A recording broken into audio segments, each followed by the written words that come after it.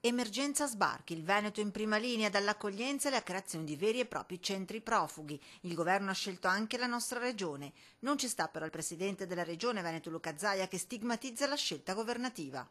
Il governo utilizza il Veneto come la periferia dell'impero, quindi tutto quello che può essere negatività da scaricare sul Veneto lo si vede. Noi siamo pagatori di tasse, siamo la gallina dalle uova d'oro, ne abbiamo preso atto ma ci stiamo ribellando. L'obiettivo è chiaro, alleggerire i centri di prima accoglienza siciliani ormai al collasso, ma subito si profila all'orizzonte lo scontro tra prefettura e regione. Da un lato prefettura di Venezia, punto di riferimento che domani terrà il tavolo territoriale regionale dove dovrà testare il terreno. Individuare i siti, gli edifici, le aree dove sistemare le persone che arrivano per poi smistarle nelle diverse strutture di accoglienza.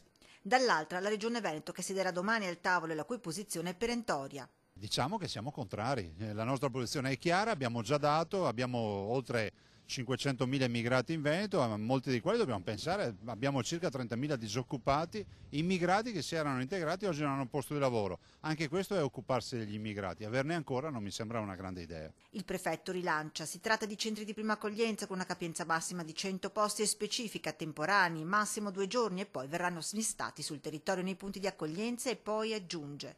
È bene anche sottolineare che tutte le persone che fino adesso sono arrivate, che sono assistite, che sono accolte, non hanno dato luogo a rilievi, nel senso che non si sono resi responsabili di alcuna forma di reato. E la questione profughi rimane una ferita aperta per il patriarca di Venezia Francesco Moraglia, convinto che l'Italia rimarrà nella storia per il suo impegno e contributo che va oltre la capacità di ogni singolo Stato, mentre bacchetta l'Europa.